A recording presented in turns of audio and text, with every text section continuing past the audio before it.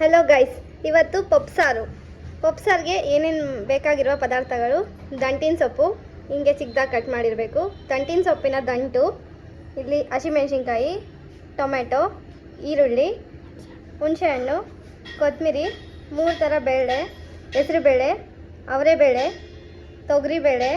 ಇಲ್ಲಿ ಒಗ್ಗರಣೆಗೆ ಎಣ್ಣೆ, ಈರುಳ್ಳಿ, ಕರಿಬೇವು, ಸಾಸಿವೆ ಮತ್ತು ರುಚಿಗೆ ತಕ್ಕಷ್ಟು ಉಪ್ಪು. ಇಷ್ಟು ಪಪ್ಸಾರಿಗೆ ಬೇಕಾಗಿರುವ ಪದಾರ್ಥಗಳು.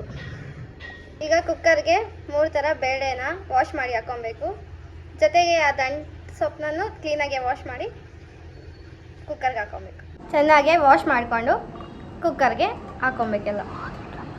ಅದಕ್ಕೆ ಮೆಣಸಿನ್ಕಾಯಿ, ಟೊಮೆಟೊ, ಈರುಳ್ಳಿ ಇಷ್ಟು ಕುಕ್ಕರ್ಗೆ ಹಾಕ್ಕೊಬೇಕು. ಈಗ ಸ್ಟವ್ ಅಂಟಿಸಿ ಅದ್ರ ಮೇಲೆ ಕುಕ್ಕರ್ನ ಇಡಬೇಕು. ಈಗ ಒಲೆ ಹಚ್ಚಿ ಅದ್ರ ಮೇಲೆ ಕುಕ್ಕರ್ ಇಡಬೇಕು. ಮತ್ತು ಅದಕ್ಕೆ ನೀರು ಹಾಕ್ಕೊಬೇಕು. ಎಲ್ಲ ಮುಳುಗೋ ಅಷ್ಟು ನೀರು ಹಾಕ್ಕೊಬೇಕು. ಒಗ್ಗರಣೆಗೆ ಬಾಣಲಿ ಇಟ್ಟು ಅದಕ್ಕೆ ಎಣ್ಣೆ, ಸಾಸಿವೆ ಮತ್ತು ಕರಿಬೇವು. ಕುಕ್ಕರು 3 ವಿಜಿಲ್ ಬಂದಾದಮೇಲೆ ಈ ಥರ ಇರುತ್ತೆ. ಅದಕ್ಕೆ ಉಪ್ಪು. ಈಗ ಒಗ್ಗರಣೆನ ಇಲ್ಲಿಗೆ ಹಾಕ್ಕೊಬೇಕು. ಸೂಪರ್ ಆಗಿರುವ ಪಪ್ಸಾರು ರೆಡಿ. ಒಗ್ಗರಣೆನ ಹಾಕಿ ಚೆನ್ನಾಗಿ ಮಿಕ್ಸ್ ಮಾಡಬೇಕು.